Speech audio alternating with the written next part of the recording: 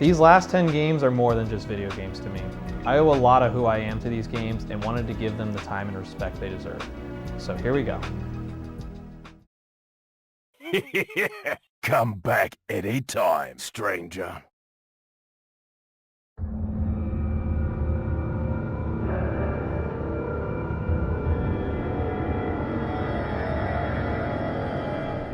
Resident Evil 4 is a game I wasn't all that into when it first came out, and it was a series I had no interest in.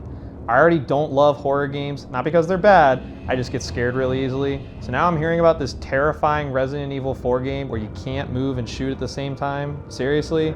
Yeah, no thank you. This was around the time in high school I got really into gaming websites like Screw Attack and game trailers. Sites that had reviews and top 10s that really broadened my horizon on what other types of games I'd enjoy. I remember seeing the scores for Resident Evil 4 and they were all 10s or high 9s and I was still like, nope, still a horror game, but that's nice, have fun. Then one day Breen, Blackwell, Ben and I are hanging out and Matt pulls out Resident Evil 4. Watching them play it for a few hours, I started thinking maybe I could handle this one, so I asked to give it a shot. Blackwell let me borrow his PS2 copy and I fell in love right away. I finally understood why they liked this game so much and why the scores for this game were insane. The pacing, the story, the combat, everything at the core of Resident Evil is all here. But it's in a way that's accessible to new players and also having a ton of depth for fans of the older games. It has a well-paced story, a really cool weapon system, diverse enemies, and of course, it will scare the hell out of you. I've beaten this game so many times, with my favorite playthrough being the time my older sister Jenny was in town and we beat the game over a weekend. Resident Evil 4 changed a lot for me. It helped push me to try games and genres I wasn't used to playing and helped expand my horizons to be open-minded to give all games a try. It's funny how a single night of games with a bunch of friends could change so much.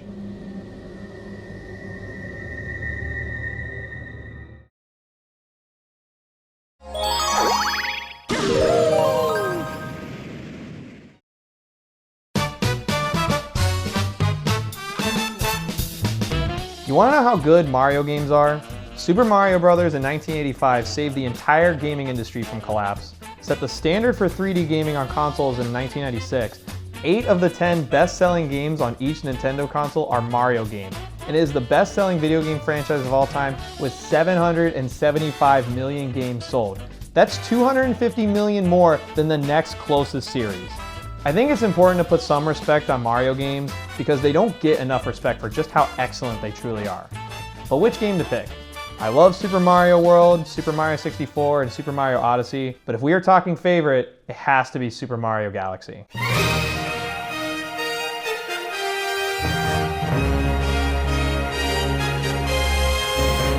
Galaxy is a combination of all the best parts of all the other Mario games. It has the tight controls of Mario 64, the exploration of Mario World, the hidden secrets of Sunshine, and the timeless gameplay of the original. It combines all of that with ingenious level design, incorporation of planets and gravity that make navigating the world even more fun to explore. I remember playing this game in high school and being unable to put it down. There was this pattern every day. My mom or stepdad would play Wii Sports, and then after they were done, I would rush in and play Mario Galaxy into the night, sometimes even into the next morning. My favorite thing about this game though is by far the music. It has one of the best orchestrated soundtracks of all time. Some of its pieces are really subtle and cute, some are classic Mario adventure tunes, and some can't be described in words. When people think of Mario, most of them see and hear this.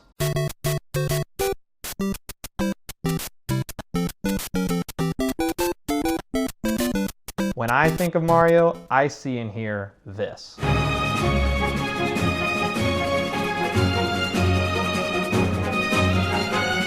Mario is the face of gaming for a reason, and my favorite adventure with him was the one that was out of this world.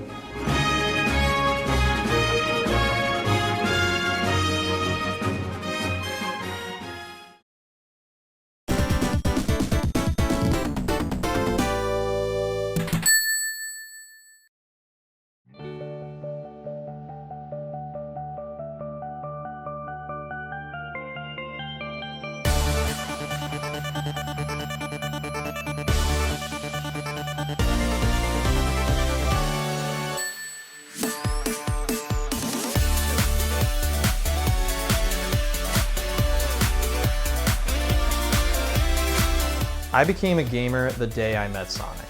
I remember this day so vividly. I was 3 years old and my parents took me to a local flea market in Coleraine. They found a Sega Genesis and a box of games, and one being Sonic the Hedgehog 2. I had never seen a video game before, but I liked how cool Sonic looked on the box. My parents decided to get it for me, and little did they know that that decision would be one of the most important moments of my life. When we finally got Sonic and the Genesis working on that tiny 5-inch TV with a VCR player, I swear I could teleport through that screen. Goodbye everyone else. My friend Sonic and I are busy going on adventures. I'll let you know when I get back. My parents were so upset with how much time I would play video games that I would wake up at 3 a.m. before school started just to keep playing Sonic. To this day, I still think Sonic's the coolest. I watched the show as a kid, we went to see the movies recently, and when Sonic Mania came out a few years ago and I saw that animated intro, it was like a time capsule of emotions flooded open, reminding me why I fell in love with gaming in the first place. I love seeing kids today wearing Sonic gear. It secretly gives me hope that my kids will be a fan of his too as they grow up. Sonic is where this all started for me. Every kid always wishes they had a best friend that's there for them no matter what, and Sonic was that friend for me. Each time I pick this game back up, I have so much fun, and to this day, I still get butterflies in my stomach seeing him and Tails on the startup screen, ready to go on another adventure. I guess some friends are just always there for you.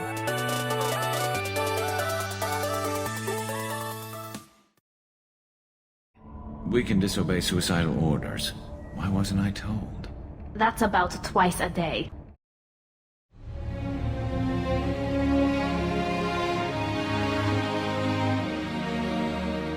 Did you ever wish you could be in Star Wars? Maybe you always wanted to be the chosen warrior of light like Luke was. Or maybe choose to seek power and look like a badass doing it like Darth Vader. Did you ever wish you could be on the Starship Enterprise, have an awesome and diverse crew by your side with an iconic ship and explore the galaxy together? Mass Effect 2 was a game that took these dreams and made them an even better reality. Because unlike any other game on this list, Mass Effect 2 made me the main character.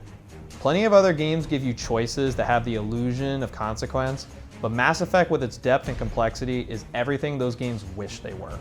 Every decision you make has ripple effects throughout the game, and if you played the first game, all of your decisions from that game carry over. Letting certain people die in the first game means they will stay dead in the second, and your team will remember that and the things you said when it happened. Speaking of your team, they are by far the best part of this game. How you decide to build these relationships will affect how your experience is shaped. You can choose to be nice, mean, hook up with whoever you want, and in some cases, even kill them off. Nobody's game will be the same as anyone else's, and that's the magic of Mass Effect. It's your story. How you decide to interact with your team in the world is all up to you.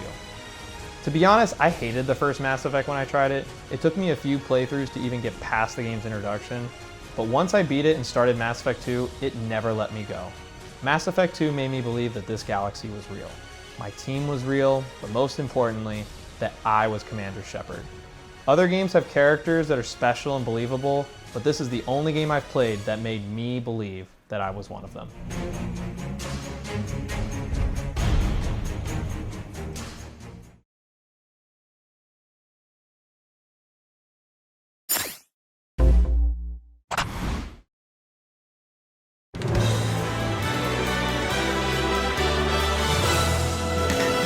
Super Smash Bros. Ultimate is what happens when passion for something grows and evolves into something no one else could have imagined.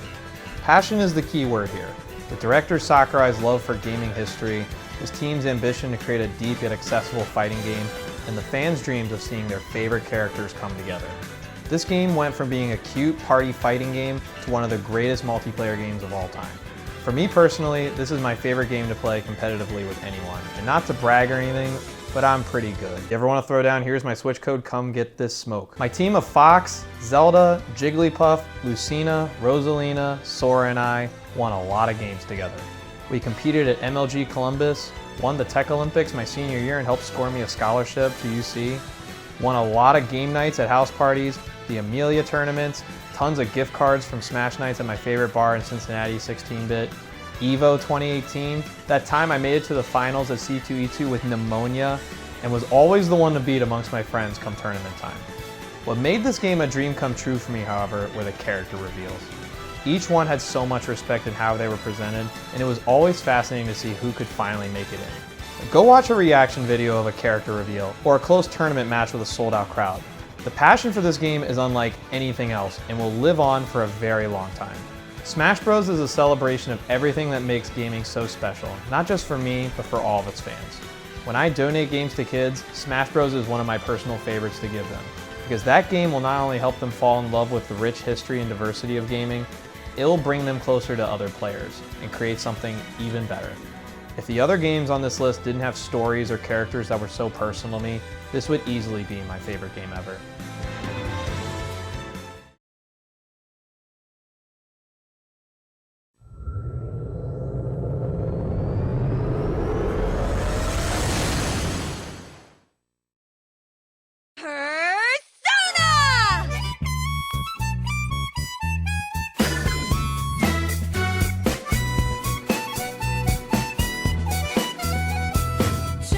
I think it's important to disclose that I'm not a big anime fan.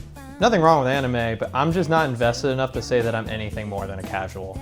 So when I say that this weird anime game with every trope in the book is one of the greatest games we've ever seen, you know it must be something special. Persona 4 Golden is not just a fun RPG. It's not just a dating sim, it's not just an excellent soundtrack, and it's not just a murder mystery story.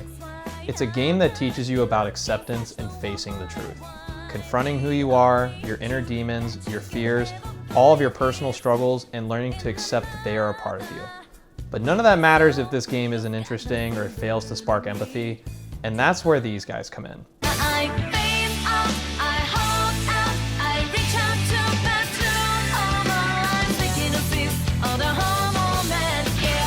Yosuke, Chie, Yukiko, Kanji, Rise, Teddy, and Naoto. They are the core of this game. They all have personal struggles they try to hide and suppress, which takes the form of their shadow selves that you as the player help each member overcome. And as I was helping each one of them come to their resolutions of learning to accept who they were, I felt something very unexpected. A real connection to these characters. They felt real. Their problems were real. The relationship was real. And as they learned to face their insecurities, I did as well. My biggest insecurity is family. My parents quit on me when I was a teenager. I don't have strong connections with other members of my family, and I can't help but feel like it's because of me. That there's something wrong with me that they don't want, or I'm not capable of being a part of a loving family. The Persona 4 gang inspired me to learn how to accept these feelings and accept that they are a part of me just as their struggles were a part of them. Every time I jump into this game, it feels like hanging out with my friends. And when I beat this game and was ready to move on, the bonds that I made in this game never went away. Persona 4 Golden is truly spectacular and embraces everything that makes it stand out from other games. It's an experience of self-acceptance with the best group of friends anyone could ever ask for. Not bad for some weird anime game.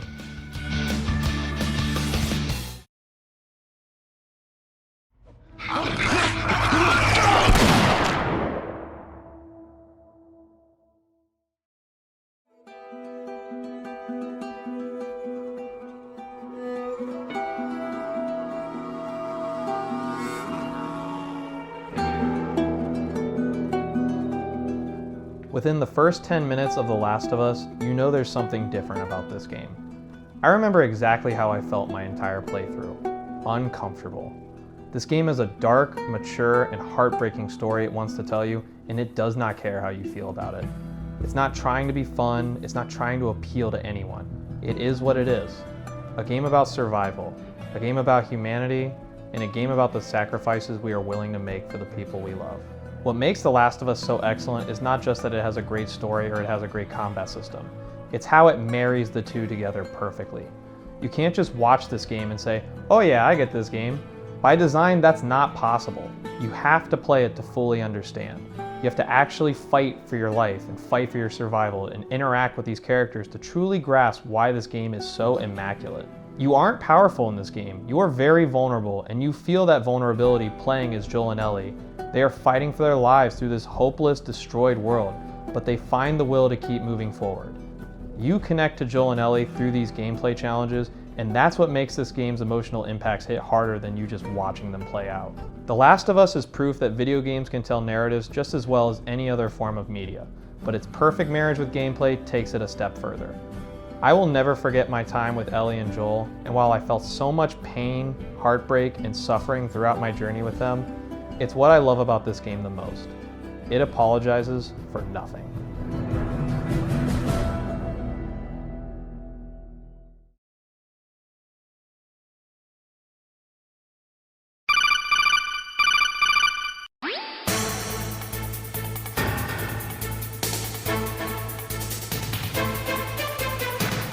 Man, there's no game like Metal Gear Solid.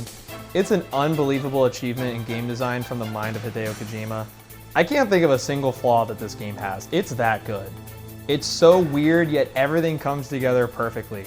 I wasn't old enough to understand this game when it came out, but when I went back to play it as a teenager, it blew my mind. I mean, to be honest, it's still blowing my mind. No game has impressed me more than Metal Gear Solid. It ranks so high as a favorite of mine because it truly feels like the most innovative and unique gaming experience I've ever had to this day. Its story is so batshit insane, yet so intriguing you can't get enough of it. Its controls are so awkward, yet you wouldn't change anything about them. Its graphics look so old, yet they feel timeless. I mean, at one point, this game tells you, not Snake, like you, the player, to grab the CD case for the game and look for a code on the back in order to find a hidden frequency. Another time, a boss tells you, again, not Snake, you, to put your controller down so he can move it with his mind, which actually happens. Your controller legit moves around wherever you put it. And then when you're fighting him, since he can read your mind, he dodges everything you throw at him, and the only way to break his mind control is to unplug your controller from port 1 and plug it into port 2. Like, what? And this game came out 25 years ago. You know, I don't even know what else to say. It's so good. It's an all-time classic. This is one of the most important video games to ever come out, and I don't think we're gonna see anything like it ever again.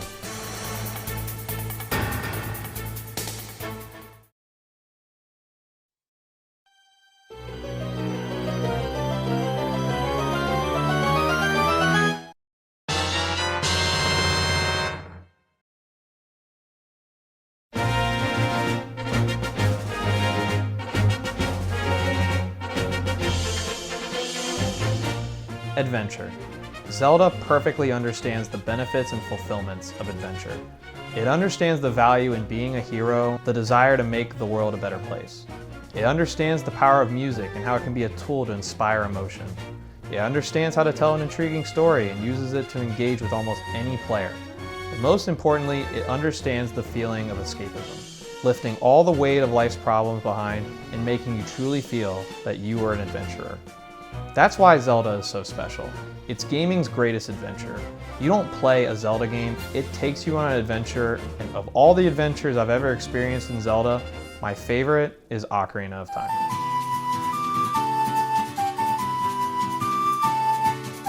Ocarina of Time is gaming's magnum opus.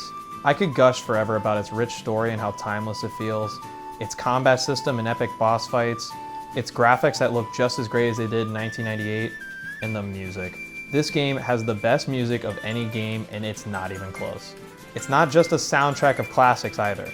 Music is just as crucial to your journey as any item or weapon in the game. From opening hidden passages to calling Epona to time traveling, it doesn't just set the tone for your adventure, it's an essential tool to complete it. All of this comes together to create an experience that stands the test of time. Link's growth from this whimsical kid who explores the world to a young adult who must save it and become its hero, it's gaming's perfect fantasy that anyone can escape to. I truly believe that The Legend of Zelda Ocarina of Time is the greatest video game ever made. It's proof that video games truly are an art form. We all yearn for adventure, and Zelda gives us gaming's greatest adventure. It's the best game ever made, but that doesn't mean that it's my favorite.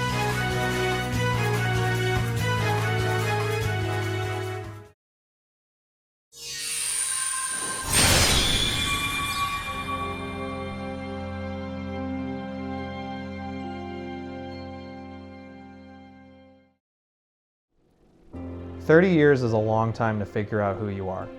I learned at a very young age that video games are so much more than some toy for kids or a waste of time. There is a magic that only video games have. It brings people together in an indescribable way. I've seen it throughout my entire life, and I knew that's what I wanted my life goal to be.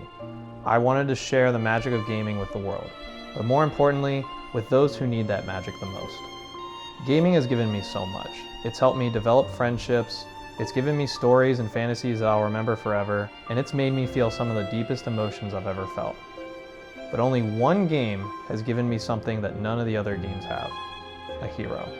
Someone who inspired a young, confused kid who struggled so much in his life and showed them that no matter how hard life gets, how lonely you may feel, or how insurmountable the pain you may carry is, it's all worth it. As long as you fight for what's right and help those who need you, there is a light in all of us that never goes out. Only one game gave that kid his hero. and that game is Kingdom Hearts.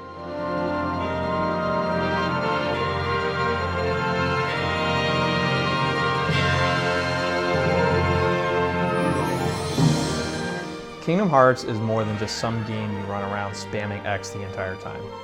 It's more than a bunch of Disney and Final Fantasy characters sharing some of the weirdest, most awkward dialogue anyone has ever written. It's so much more than some nostalgia game I grew up with. Kingdom Hearts is a game that gave me my hero, Sora.